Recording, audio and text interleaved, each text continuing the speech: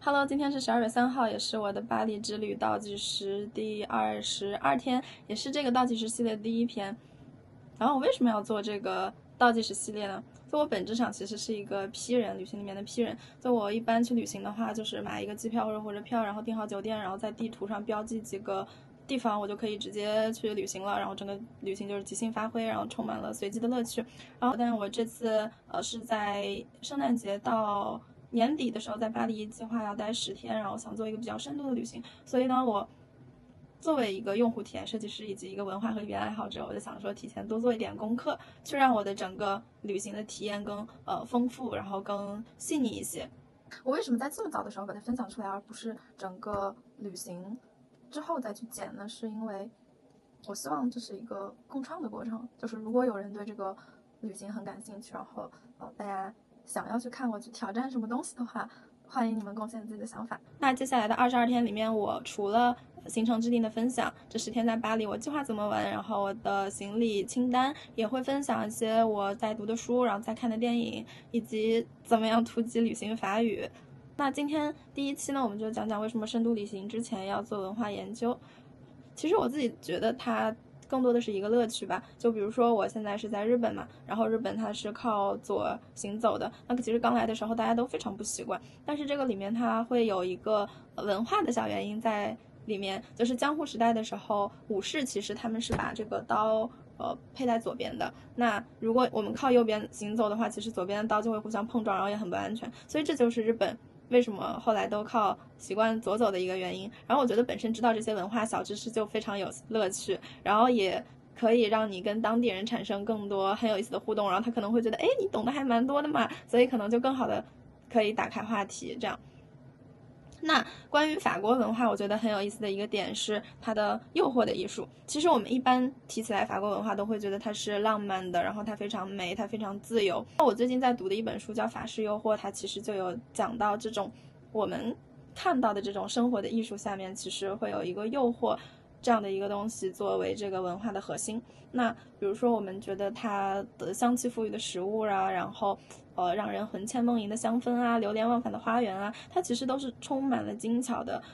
诱惑式的设计的，其实是非常人工的，但是它又营造出了一种很自然的、很细致的感觉。诱惑这个词，如果我们只是看英语的话 seduce 我们就会觉得它是一个比较 negative 的含义，但其实法语里面的 seduce 它是一个比较中性的词汇，而且它的用法非常的广泛。基本英语里面的 charm， 然后 engage entertain， 然后在法语里面都可以用诱惑这个词去表达。然后所以诱惑我们会发现它在法国就是充斥在各个方面，比如说美食啊，我们刚才提到的香氛，然后服饰，甚至职场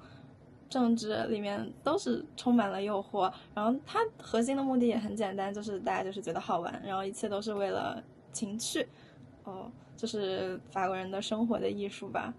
很有意思。我看的这本书叫《法式诱惑》，它是一个美国作家写的，所以这本书里面会有很多美国文化和法国文化的对比。比如说同样都是性感这个概念，其实美国人就是比较直接，然后他的逻辑很简单，就是录的越多越性感。就如果你去 Vegas 看 show 的话，就是这种感觉。但是法国的理念是说一次不能露太多，就是它一定有一个掩藏的